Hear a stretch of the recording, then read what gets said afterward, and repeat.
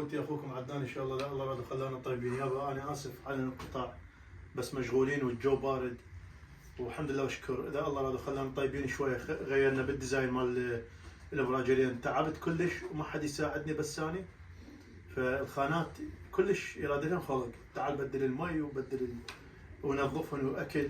فشويه احنا سوينا خانات جماعيه. الخانات الجماعيه خلي اشوفهم اياها ان شاء الله. بسم الله. مثل هاي الخانات هذني خانات صغار تجي مثل هاي علاوي. خلي اشوفهم. هاي خانه بسم الله الرحمن الرحيم.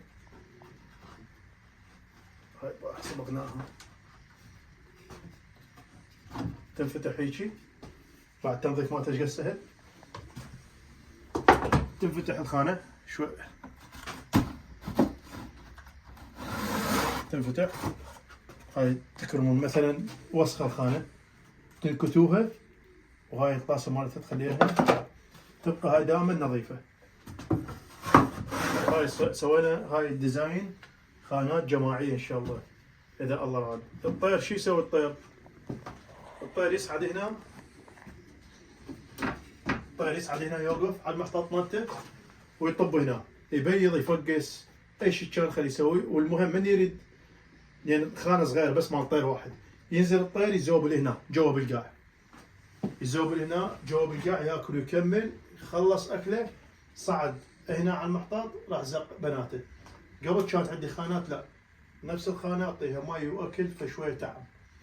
هاي الديزاين ان شاء الله سويناها اذا الله راد تقريبا 27 خانه وان شاء الله بعد راح نسوي بعد.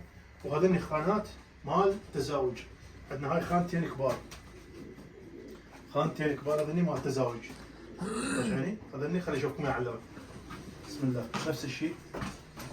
هاي التنظيف مالتهن هم سهل.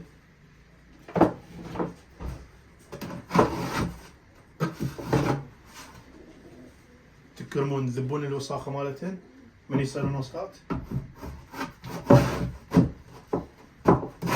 وترجعهن.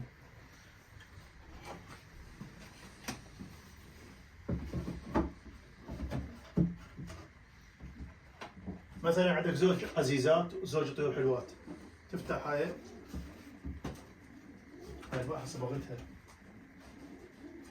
تفتحها تخلي بهن زوج طيور طيرة فحل وتسلها تخليهن يزوجن.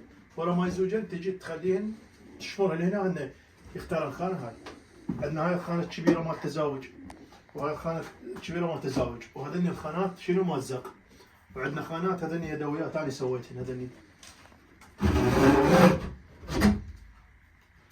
تحط طاسه هنا طاسه هنا هم نفس الشيء.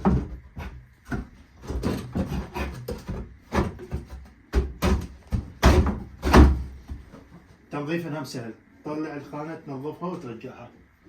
ايش يعني؟ عندنا خانات هنا. تعال اوقف هنا على بسم الله.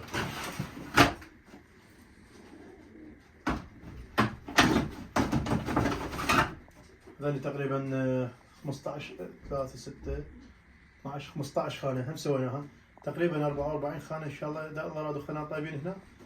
راح بعد ما نعرف شو نسوي شو نزق. نزق نزاجي نزق نتار نزق احمر لان شويه نريد نغير بالطيور ان شاء الله. الله يزيد علينا وعليكم ويانا ونبوس عيونكم الحلوه ونعتذر عن القطع. في والله اخوكم عدنان.